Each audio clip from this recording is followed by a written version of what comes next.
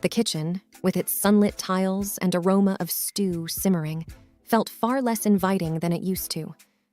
I could feel the weight of Mark's stare as he scanned the room, looking for something to criticize. "You've made the same stew again, Anna?" Mark remarked, a hint of disdain in his voice. "It's your favorite, Mark. You thought wrong, like always." He cut me off, his voice rising. "Every day it's the same thing.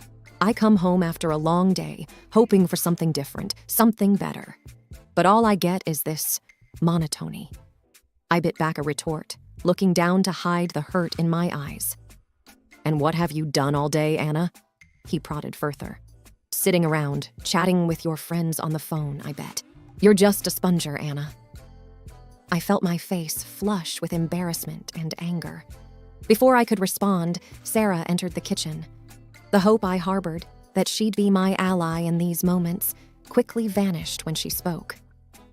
"Honestly, Mom, why don't you try something new for a change? Or better yet, why don't you do something useful for once?" she snapped, grabbing an apple from the fruit bowl and taking a bite with an exaggerated crunch. I tried to remain calm, holding back tears. I thought making something familiar would be comforting. "I'm sorry if it wasn't to your liking."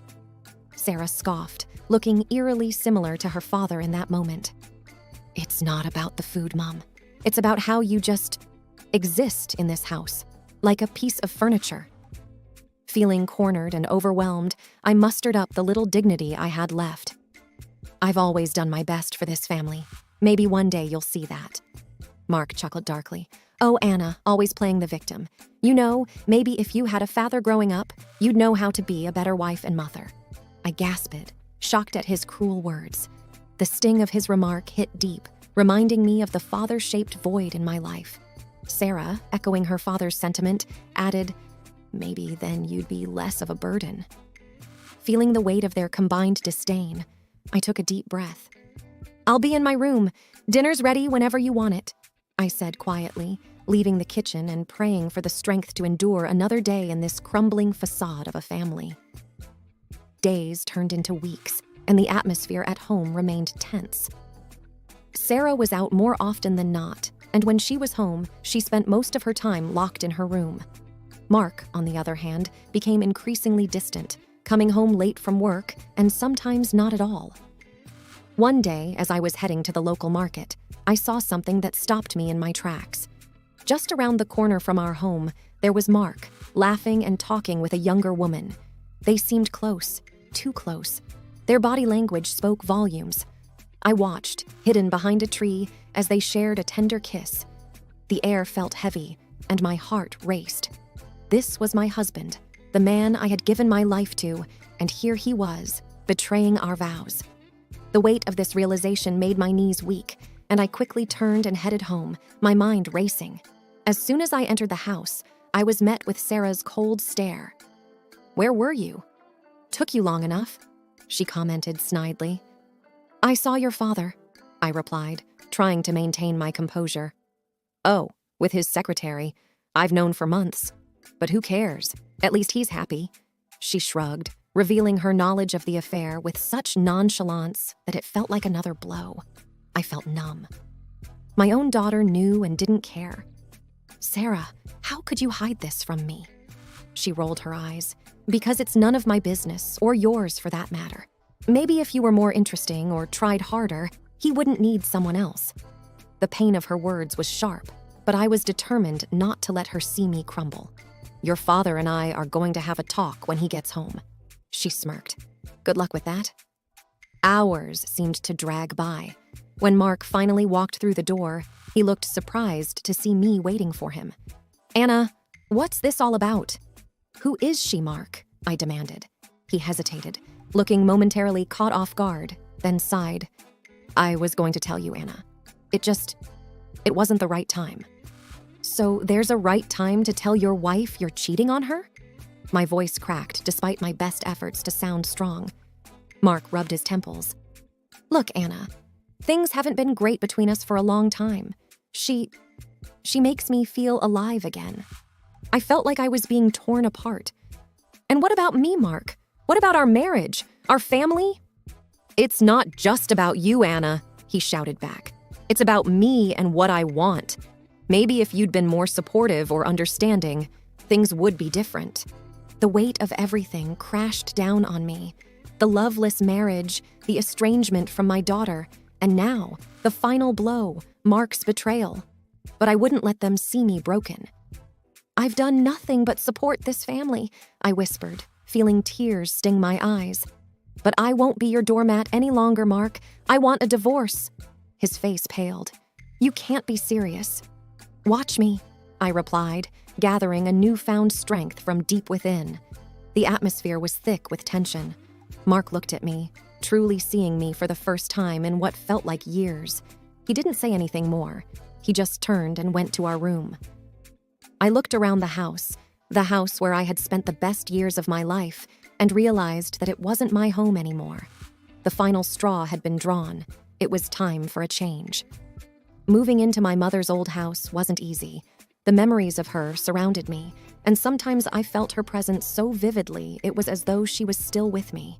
I would hear her laughter in the creaks of the wooden floors, or see her reflection in the old mirrors. However, over time, the pain of her absence became a comforting presence. I slowly began to fill the rooms with my own energy and found solace in the home I had once shared with her. One afternoon, as I was cleaning the attic, dusting off old memories and tidying away the remnants of the past, there was a knock at the door. A firm, steady knock that seemed out of place in my quiet world. I hurried downstairs and opened the door.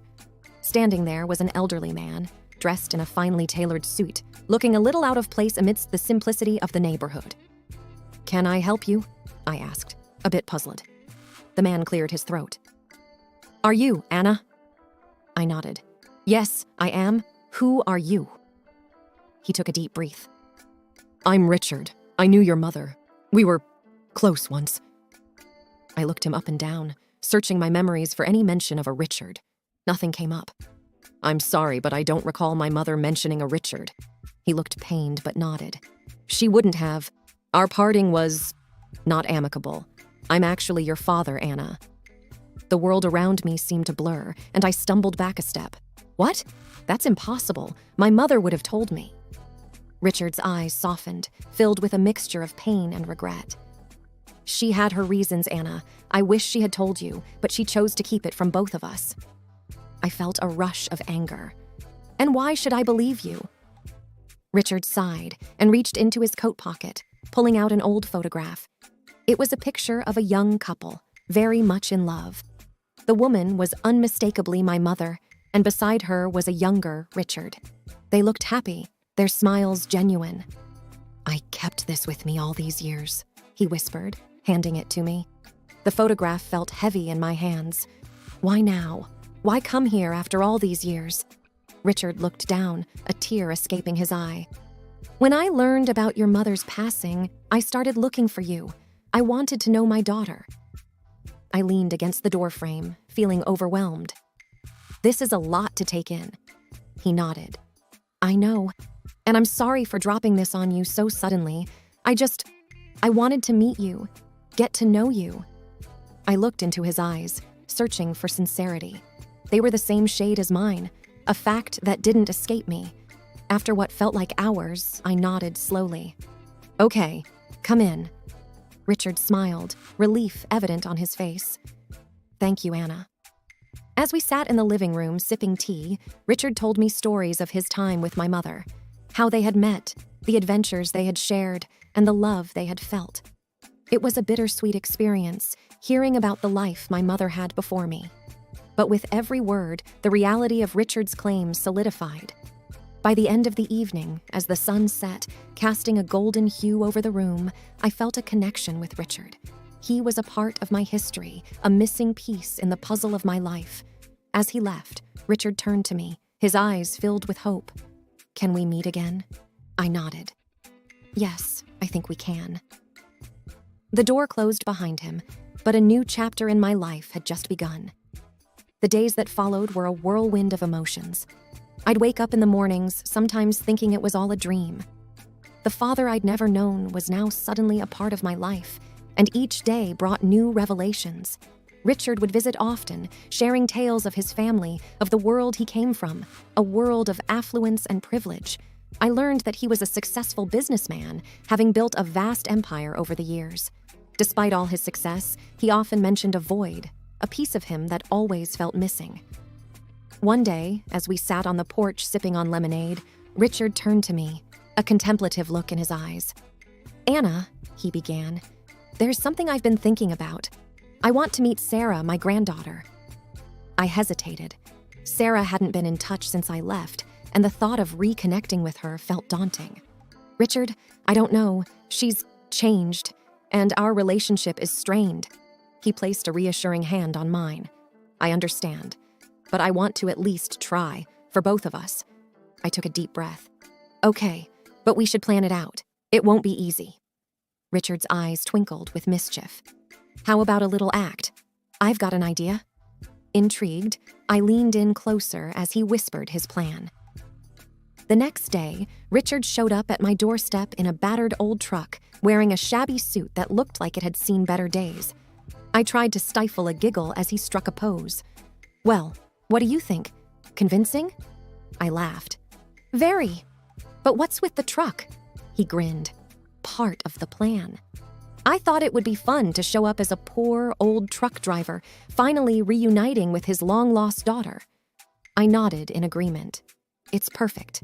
Let's do this." We drove to my old home, the place I had shared with Mark and Sarah. As we pulled up, I could see Sarah through the window, lounging on the couch. My heart raced. Richard gave my hand a reassuring squeeze. "You ready?" he asked. Taking a deep breath, I nodded, as I'll ever be. We walked up to the door, and I knocked. It swung open to reveal a surprised Sarah. "Mom, what are you doing here?" she asked, her eyes darting to Richard. I took a deep breath. "Sarah, this is Richard. He's my father, your grandfather." She looked him up and down, skepticism clear on her face. "Really? What's with the getup?" Richard chuckled. "Ah, young one. I wanted to see my family, and this old truck is all I've got." Sarah scoffed.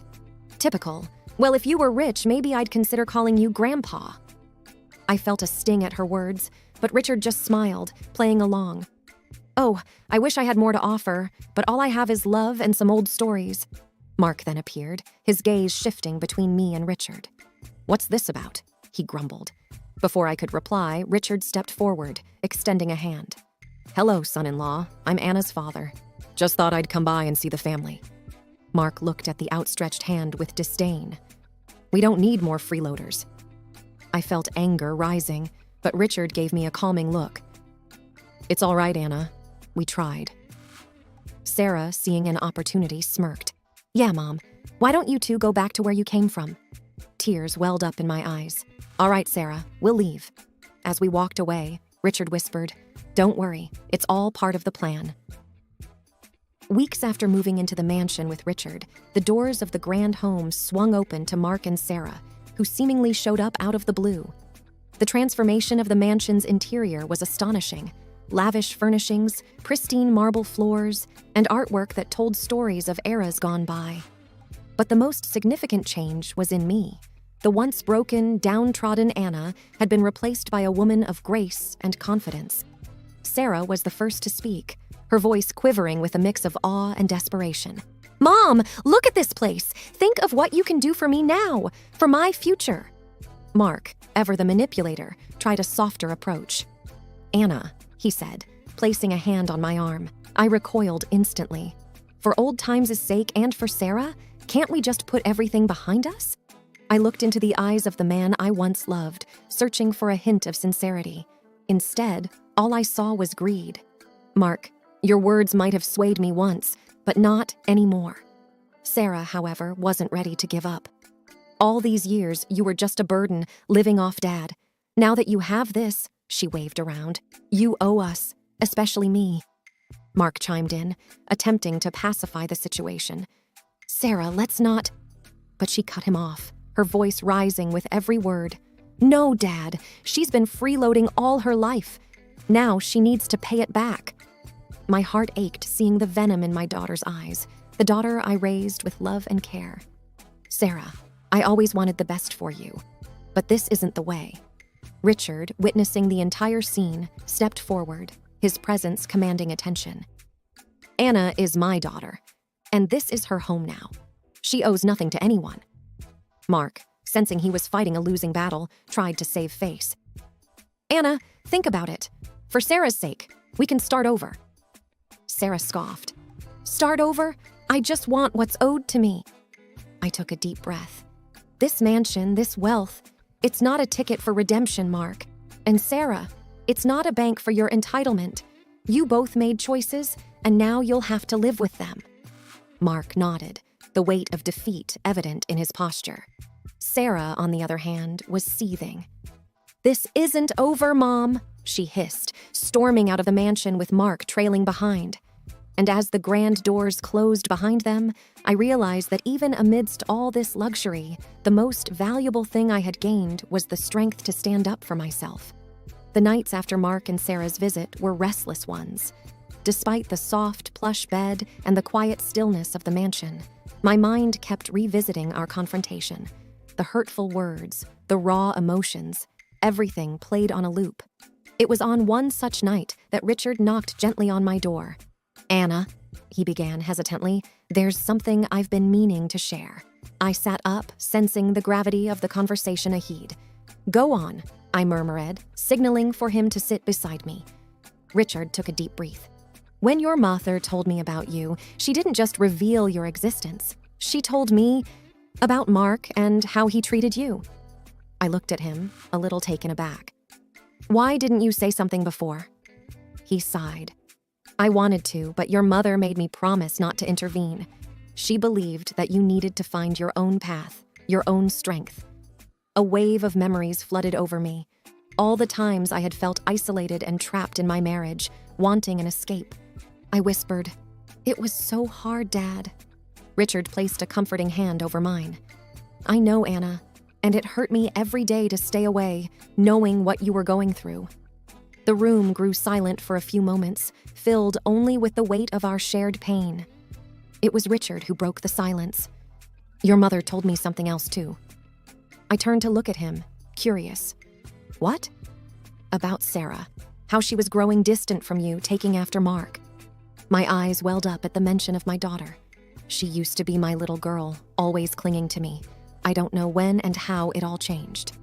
Richard sighed deeply. Anna, children sometimes get influenced by the environment they grow up in, but you tried your best. You can't blame yourself for how Sarah turned out. But she's my daughter, I whispered, tears streaming down my face. And she still is, Richard said firmly, wiping away my tears. But sometimes, Anna, we have to let our children make their own mistakes, learn their own lessons. The conversation with Richard was an eye-opener. It wasn't just about Sarah, but about me. For years, I'd believed that my self-worth was tied to my relationship with Mark and Sarah. That night, with Richard's words echoing in my ears, I realized that my journey, my story, was about finding my own self-worth. The sun was bright, casting a warm, golden hue over everything. I woke up feeling lighter, like a weight had been lifted. Today was special. I was reopening the community center in my town, turning it into a haven for people who needed guidance and support. Richard was already there when I arrived, overseeing the last-minute preparations. Anna, he greeted, extending a hand. You look radiant today. I smiled. Thank you, Richard. Today feels right, doesn't it? He nodded, looking around the bustling hall. A fresh start for many. The community needs this, I replied. A place of hope. As we cut the ribbon and welcomed the first batch of visitors, the sense of fulfillment was overwhelming. Youngsters seeking guidance, women looking for a fresh start after facing personal challenges, and even elderly folks seeking companionship. The community center was soon buzzing with activity. Richard, seeing my contented expression, whispered, "Proud of you, Anna."